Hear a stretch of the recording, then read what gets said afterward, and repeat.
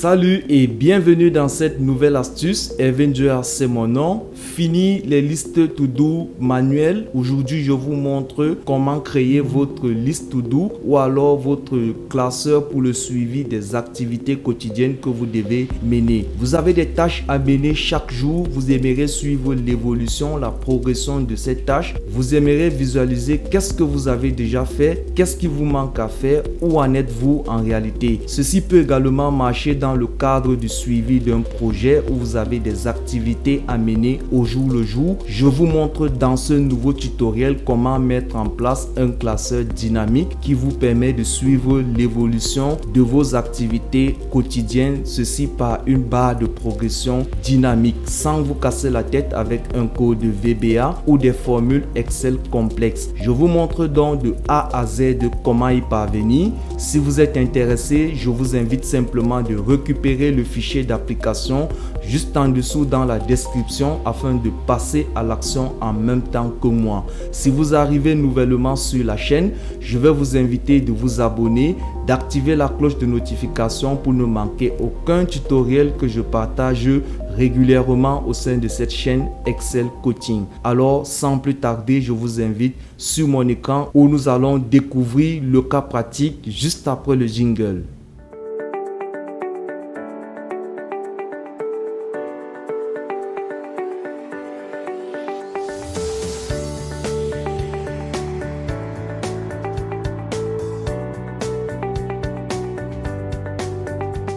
Découvrons déjà notre cas pratique. Il est assez simple et assez dynamique aussi. Donc nous avons les différentes tâches ici que nous devons réaliser et nous avons également les horaires de ces tâches et puis nous avons donc les différents jours de la semaine auxquels nous serons appelés à réaliser nos tâches. Donc il est assez simple, nous allons simplement cocher lorsqu'une tâche est réalisée et on va voir la barre de progression se mettre à jour automatiquement pour la tâche ainsi que pour la journée. Donc sur notre classeur, on peut observer que c'est la tâche prendre une douche qui a été réalisée toutes les journées de la semaine. Voilà, on est à 100%. Par contre, c'est le lundi où on a réalisé 80% des tâches. Donc la journée où on a réalisé le plus de tâches, c'est le lundi. Donc de façon globale ou générale sur la semaine, nous sommes à 62% de l'objectif général. Donc voilà comment vous pouvez mettre en place un classeur pour le suivi des activités d'un projet ou alors des tâches quotidiennes à réaliser pour le cadre de votre service ou alors dans un cadre personnel. Nous allons donc voir ensemble dans ce tutoriel comment mettre en place un tel fichier. C'est assez simple. Il y a plusieurs astuces que nous avons déjà partagées dans divers tutoriels. Par exemple, le cas de lorsqu'on sélectionne une cellule, voilà, la colonne et la ligne se met en surbrillance pour nous permettre de lire facilement les données de colonne et de ligne et également le graphique en anneau pour voir l'évolution globale. Nous avons déjà fait un tutoriel également dessus. Je vous invite simplement de consulter la playlist de la chaîne Excel Coaching pour retrouver l'astuce sur comment mettre en surbrillance une ligne ou une colonne dans un tableau et comment réaliser le graphique en anneau assez dynamique. Donc ici nous allons nous attarder essentiellement sur la checklist avec les barres de progression. Je vous invite simplement de télécharger le fichier d'application juste en dessous de la vidéo afin de passer à l'action en même temps que moi sur mon écran. Alors c'est parti. Nous voilà donc, nous avons les données dans la deuxième feuille de notre classeur. Nous allons donc réaliser l'exercice. Donc nous avons les différentes tâches. Je reviens. Alors nous avons donc les 5 jours de la semaine où nous allons faire un suivi. Vous pouvez aller à 7 jours. Vous pouvez aller même sur le suivi mensuel, janvier, février, mars, avril, mai. C'est comme vous le souhaitez. Et l'esprit imaginatif, voilà, la seule limite c'est votre imagination. Donc nous avons donc la possibilité d'avoir les objectifs par tâche et également des objectifs par jour. Donc nous allons réaliser notre cas. Nous allons commencer première étape par insérer nos cases à cocher. Et pour le faire, nous allons aller à l'onglet développeur. Si vous n'avez pas les développeurs, vous le savez, vous allez à fichier, options, voilà, personnaliser le ruban et là vous allez cocher développeur. Il sera décoché chez vous, vous l'activez et vous validez OK là. Donc vous avez l'onglet développeur, on va aller au développeur. Au niveau de insérer, on va voir l'option case à cocher à ce niveau et on va avoir ce petit plus et on se positionne là. Je clique, je ne lâche pas, je décide ma case à cocher. Je vais donc l'ajuster dans ma cellule, là au centre, et je vais double-cliquer à l'intérieur. Puis avec la flèche de direction, je vais aller au bout de l'information qui se trouve à l'intérieur et je vais simplement supprimer. Cette information ne m'intéresse pas et je clique dans le vide. Maintenant, je fais un clic droit dessus et je vais essayer d'ajuster ma case là. Et au niveau de format, je vais choisir aligner, voilà, aligner sur la grille. Donc, il va aligner donc dans la cellule. Donc, voilà la première étape. Je vais donc centrer un tout petit peu l'élément là. Donc, je vais me positionner dans la cellule là et je vais dupliquer vers le bas tout simplement.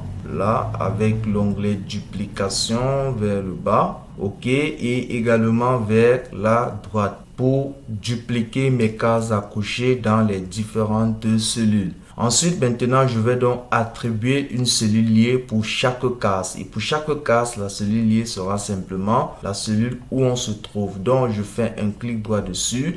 Je vais à format de contrôle. Là, je vais à cellule liée à ce niveau et je choisis cette cellule. Et je reviens là, je dis OK. Donc, vous voyez, lorsque je sélectionne là, il dit faux. Lorsqu'on sélectionne là, il dit vrai et lorsqu'on décoche, il dit faux. Donc, on va le faire pour toutes les autres cases. Attribuer simplement la cellule liée à la case où on se trouve. Donc là, je fais clic droit dessus, format de contrôle. Je vais rapidement et là, je viens cellule liée, la cellule E5. OK. Et je vais faire pareil. Vous voyez, si je sélectionne là, OK, ça passe au vrai. Et si je clique là, ça passe à faux. Donc, on a compris le principe. On va le faire rapidement pour les autres cellules. Clic droit, format de contrôle, cellule liée là et je sélectionne ici et je reviens là et je dis OK.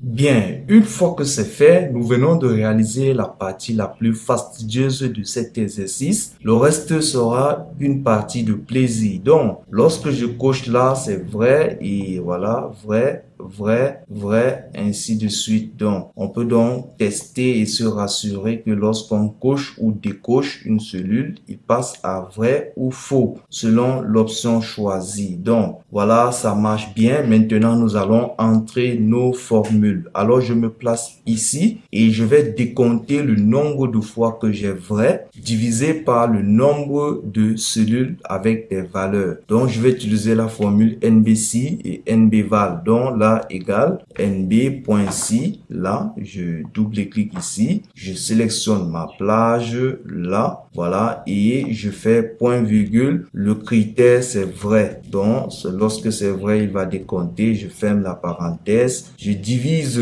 par NBVal, le nombre de cellules qui ont des valeurs, le nombre total, comme ceci. Et je ferme la parenthèse, je valide entrée.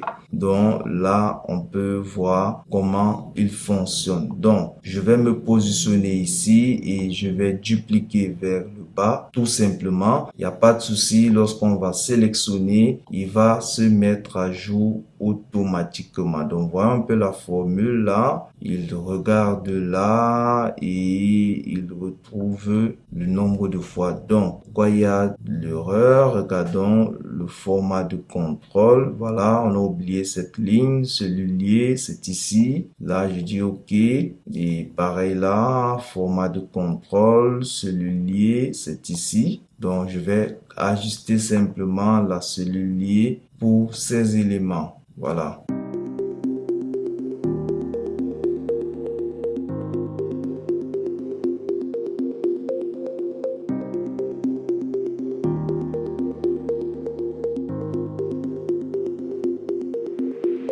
Donc, tout semble bien marcher. Lorsqu'on sélectionne, on essaie de voir l'évolution des éléments. OK? Donc, on va déjà sélectionner toutes nos cellules. D'abord, pour un premier temps, afin qu'ils retrouvent les valeurs vraies et faux. Voilà, donc je fais ceci déjà afin qu'il décompte déjà toutes les valeurs dans les cellules. Vous voyez, lorsqu'on n'a pas encore sélectionné, c'est vide. C'est la raison pour laquelle on a ces erreurs. Maintenant, je vais sélectionner ici et je vais aller à accueil. Je vais mettre au format de pourcentage et je vais centraliser les éléments là. Donc maintenant, on va maintenant décocher toutes nos cellules. Voilà, pour voir comment ça va fonctionner. Ok, c'est assez simple. Je décoche toutes les cellules.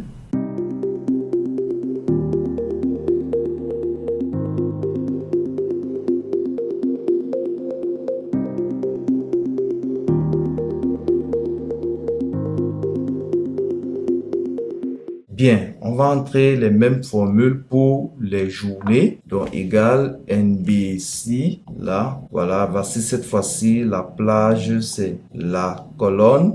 Voilà, point virgule. Le critère, c'est vrai. Je ferme la parenthèse et je valide entrée. Donc là, il retrouve le nombre de fois on aura vrai. Divisé par le NBval, le nombre de cellules qui ont des valeurs. Simplement là, je récupère la même plage, je ferme la parenthèse et je valide entrée. Là, je vais dupliquer vers la droite tout simplement. Et au niveau de l'accueil, je vais mettre au pourcentage et je vais centraliser les éléments. Donc ici, je vais sélectionner ceci, clic droit, cellule liée et je vais faire cellule fusionnée et je vais centraliser l'élément là. Donc voilà, on est presque prêt. Donc maintenant, l'astuce, c'est de sélectionner ceci, accueil, et on va baisser déjà la taille là à 5 par exemple, entrée, et la couleur de la police, on va prendre du blanc afin de masquer les valeurs vraies et faux. Donc là maintenant, vous voyez que on peut commencer donc à faire notre checklist to do. Simplement, à chaque fois qu'on valide une tâche, on coche dessus et la progression se met à jour automatiquement au niveau des pourcentages. Donc, on va donc simplement intégrer notre barre de progression avec la mise en forme conditionnelle. Là, je sélectionne, je fais Alt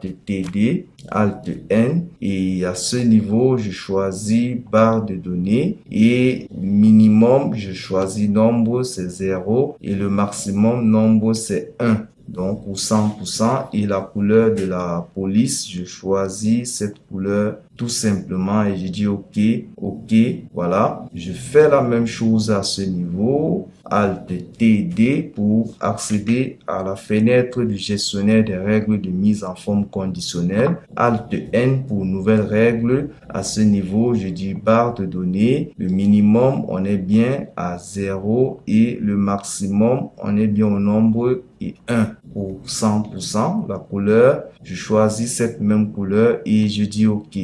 OK. Et voilà, il est presque prêt, notre tableau. Maintenant, je sélectionne, je fais clic droit dessus. Je vais à format de cellule et je choisis dans la couleur ici, cette couleur et je vais dire contour et intérieur et je dis OK. Donc maintenant, je peux aller à affichage et je vais retirer le quadrillage. Voilà. Et à ce niveau, je vais déjà sélectionner comme ceci. Je vais prendre un peu de l'espace là. OK. Voilà, c'est super. Et là, maintenant, je vais aller accueil. Je vais mettre au gras et je vais aligner au milieu là. Je vais augmenter la taille voilà, à 12. Donc ici, je vais faire pareil, cette colonne, cette ligne. Alors, accueil, je mets en gras et j'augmente un tout petit peu la taille des éléments à 12 également. Voilà, ici, je vais également mettre en gras pour qu'il soit bien lisible. Voilà, et maintenant, je vais, par exemple, ici, accueil, je vais choisir le remplissage de police, ce remplissage, tout simplement. Et voilà notre fichier qui est presque prêt. Il ne nous manque que de retrouver la barre de progression générale. Mais avant d'y aller, on va voir l'astuce pour mettre en surbrillance une ligne de données sélectionnée. À ce niveau, on a accueil, on va centraliser les éléments. Voilà, ici également, on va centraliser en haut. On va laisser à gauche. Voilà. Et voilà, qu'est-ce qu'il faut faire d'autre? Maintenant, on va voir la mise en surbrillance des données. Donc, on va aller à développeur, Visual Basic. Au niveau de la feuille 2, je double-clique dessus, je déroule là, worksheet. Et on va entrer notre macro, target. Ça, c'est une révision. Nous avons déjà vu ça lors d'une astuce calculée. Target calculate, je sélectionne calculate là en double-cliquant et je ferme. Voilà la macro que je dois enregistrer. Et puis, je me positionne là, je fais CTRL A, je fais ALT TD et je vais entrer une règle de mise en forme conditionnelle. Nouvelle règle et à ce niveau, utiliser une formule. Et là, on va écrire la formule. On va commencer par la ligne égale ligne en majuscule. Si vous vous souvenez, on a déjà fait cette astuce dans un tutoriel. Égale cellule. Voilà. J'ouvre la parenthèse, guillemets ouvert, ligne. Je ferme les guillemets, je ferme la parenthèse et au niveau de format, voilà, je choisis cette couleur, ce remplissage par exemple. Et je dis OK. Là, c'est bon pour la ligne. On va reprendre Alt TD. On reste toujours ayant sélectionné tout le tableau. Alt N, nouvelle règle, utiliser une formule. Et cette fois-ci, on va utiliser la formule colonne. On va faire la même chose pour les colonnes. Parenthèse ouverte, parenthèse fermée, égale à cellule, parenthèse ouverte, guillemets ouvert, colonne en minuscule, guillemets fermé, parenthèse fermée, et on va au format et on définit notre format là et je dis OK, OK, OK. Donc tout marche bien. Donc lorsqu'on sélectionne donc une cellule, la colonne et la ligne se met en surbrillance automatiquement. Donc, on peut donc valider nos checklists. Donc, on commence par exemple le lundi, on s'est réveillé à 7 heures, méditation, oui. Arroser le jardin, non, on l'a pas fait. 10 à 15 minutes de yoga, oui, on a pris notre bain et voilà, 30 minutes de cours d'anglais, oui, sport, on n'a pas fait le sport, lecture à 20 heures, oui, et suivre un tuto YouTube dans la chaîne Excel Coaching, oui, on l'a fait. Donc, on est à 80% le lundi, par exemple, et là, on peut voir donc comment les choses vont évoluer tout simplement. Donc, c'est plus ou moins simple, vous avez compris le principe. Donc, maintenant, il ne nous manque plus qu'à retrouver donc la progression générale sur la semaine des tâches à effectuer. Pour représenter notre indicateur avec le graphique en anneau, nous allons procéder déjà par le calcul des données qui vont nous permettre d'y parvenir. Et pour cela, nous aurons besoin déjà, premièrement, du nombre de tâches totales, de tâches effectuées.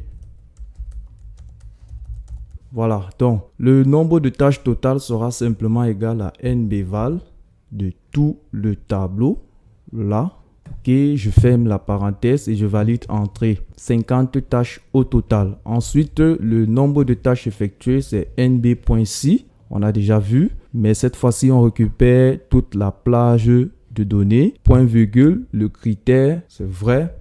Je ferme la parenthèse et je valide entrée. On a 35 tâches effectuées. Donc, on va donc retrouver le pourcentage en faisant nombre de tâches effectuées divisé par le nombre de tâches totales. Je valide entrée. Ça fait 0,7, soit accueille là 70%. Là, format de pourcentage et on a 70%. Ici à côté, on va retrouver le pourcentage restant, c'est-à-dire 30% en faisant 1 moins la cellule de pourcentage effectué. Valide entrée, ça fait 30%. Alors, l'astuce pour pouvoir créer notre graphique en anneau, étape 1, on se positionne dans une cellule vide et on va à insertion et on va créer notre graphique en anneau. Voilà.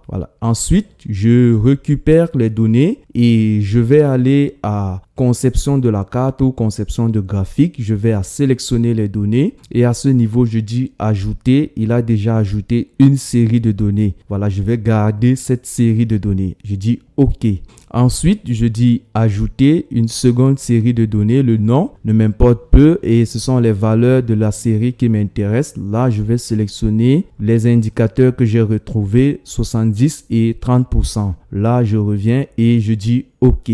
À présent, je vais dire OK et je sélectionne le premier graphique que j'ai créé. Voilà, ce graphique-là. Je fais clic droit dessus, remplissage et là, je choisis cette couleur.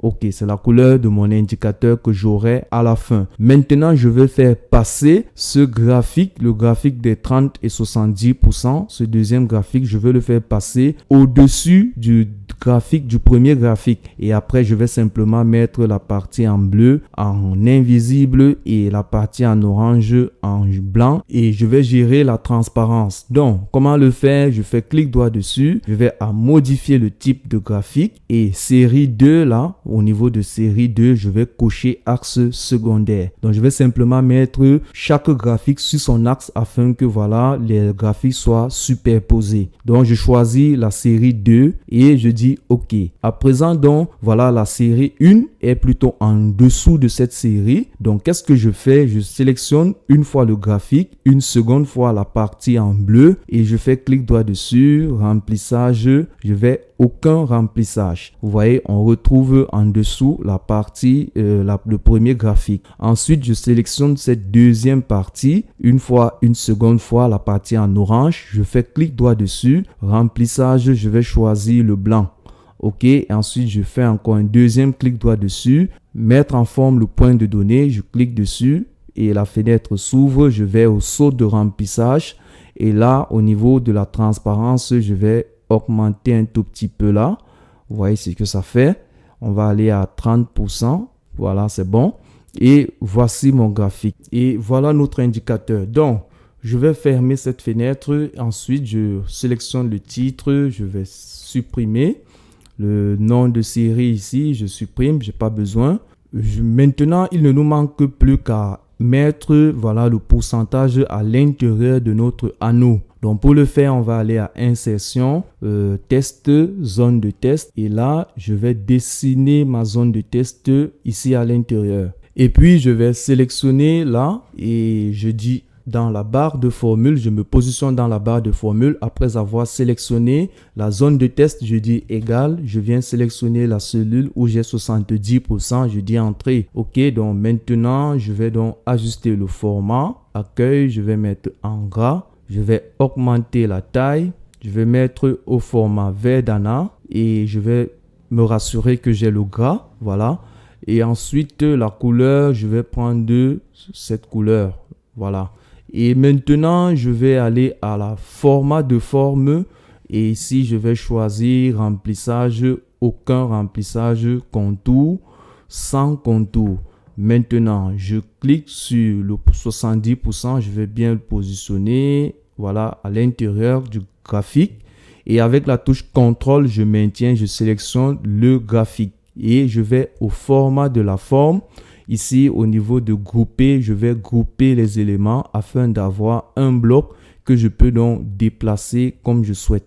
Vous voyez, on peut donc déplacer notre indicateur avec son pourcentage à l'intérieur sans problème.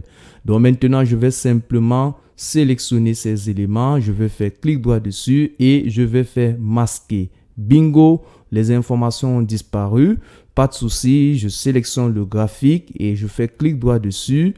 Sélectionner les données à ce niveau, cellule masquée et cellule vide, je clique dessus et je vais cocher ici afficher les données des lignes et des colonnes masquées. Alors je dis OK, OK et voilà, le graphique revient à la norme.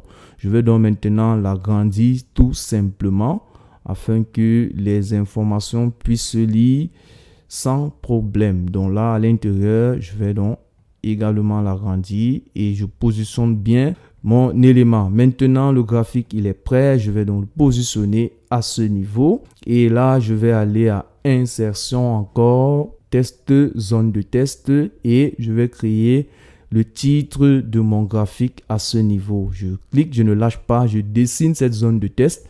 À l'intérieur, je vais l'appeler, là à l'intérieur, je dis évolution générale.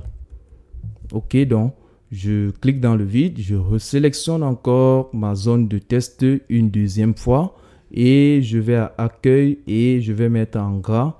Je vais choisir la police Verdana, entrée, j'aime bien, je vais augmenter la taille à 14 et la couleur du test, je vais baisser un petit peu là, je prends ce noir clair et je vais souligner le test là. Donc maintenant, je vais tout simplement aller au format de la forme, remplissage, aucun remplissage, contour, sans contour. Je préfère ainsi et je vais donc bien ajuster mon titre là et je le positionne donc juste au-dessus du graphique là. OK, c'est nettement mieux. Le graphique encore, je peux le déplacer pour bien l'ajuster là. OK, voilà. Donc, voici notre graphique en anneau. Et on a fait déjà un tutoriel sur cette chaîne où on montre bien de A à Z comment créer ce graphique. Également, comment effectuer les mises en surbrillance que nous avons révisées dans ce tutoriel. Donc, voici partagé l'astuce pour pouvoir créer votre indicateur avec le graphique en anneau. Nous avons donc vu comment créer notre checklist to-do avec des cases à cocher et afin de pouvoir suivre l'évolution de nos tâches quotidiennes. Voilà, ça peut être l'évolution des activités d'un projet, peu importe, ayez l'esprit imaginatif. Voilà, ces techniques peuvent vous aider à concevoir des fichiers assez dynamiques pour le suivi des projets. Ceci étant dit, si le tutoriel vous a plu et vous a apporté une réelle valeur ajoutée, n'hésitez pas de liker, de mettre un pouce bleu pour encourager la chaîne. N'hésitez pas également de vous abonner si ce n'est pas encore fait, de partager la vidéo afin d'aider d'autres personnes à bénéficier de ces pépites. Alors, je serais ravi de vous lire en commentaire votre retour d'expérience. Si vous avez d'autres préoccupations, n'hésitez pas. Dans la description, vous avez un lien pour pouvoir prendre un rendez-vous pour une consultation privée si vous avez des difficultés particulières. Alors, je vous dis à très vite pour une nouvelle astuce. Ciao, ciao.